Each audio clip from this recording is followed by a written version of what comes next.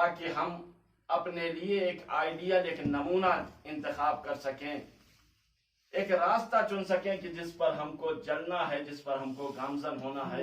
تو یہ قرآن نے ہمیں دیا، ہدایت دی قرآن نے ہمیں رشد و کمال دیا، قرآن نے ہمیں زندگی دی، قرآن نے ہمیں ہر طرح کی نعمتوں سے آشنا کرایا، دنیا کی نعمتیں ہوں، جنت کی نعمتیں ہوں، چاہے جب جنت کی اور آخرت کی نعمتوں میں چلے جائیں تو وہاں کی گنتی کرتا ہے۔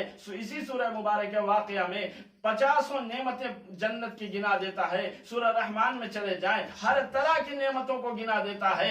دنیا کی نعمتوں میں آ جائیں تو ہر ایک، چاہے وہ درخت ہو، چاہے وہ حیوانات ہو، چاہے وہ پانی ہو، چاہے وہ سمندر ہو، چاہے وہ دریا ہو، چاہے وہ ہوا ہو، چاہے فضا ہو، چاہے گھر ہو، چاہے سڑک ہو، چاہے روڈ ہو، چاہے قریہ ہو، ہر ایک چیز کو قرآن مجید ہمیں گنا دیتا ہے کہ ہم نے تمہیں یہ چیزیں عطا کی، ہم نے تمہیں یہ چیزیں دی، ہم نے تمہیں دن رات عطا کیے، ہم نے تمہیں چاند و سورج عطا کیے۔ ساری نعمتوں کو قرآن گناتا چلا جاتا ہے۔ جب ہم اپنی زندگی کو اٹھا کے دیکھتے ہیں کہ ہم نے قرآن کو کیا دیا، تو ہم نے دیکھا کہ جہیز میں دینا سیکھا، ہم نے دینا کیا کہ تاخچے پر رکھنا سیکھا، ہم نے دیکھا کہ بہترین جزدان سے بنا دیا، بہترین جزدان میں رکھ دیا۔ اس طرح سے ڈرایا اپنے بچوں کو کہ یہ قرآن نہ چھونا، اس لیے کہ وہ بچہ ابھی 2 سال کا ہے، اتنا ڈرا دیا اس 2 سال کی عمر میں کہ وہ بچہ 70 سال کا بھی ہو کے قرآن کو ہاتھ نہیں لگاتا۔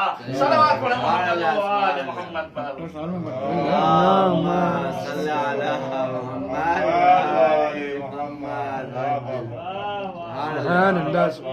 اس طرح سے ڈرایا گیا بچپنے میں ہم کو کہ ارے قرآن ہے اسے نہ چھونا۔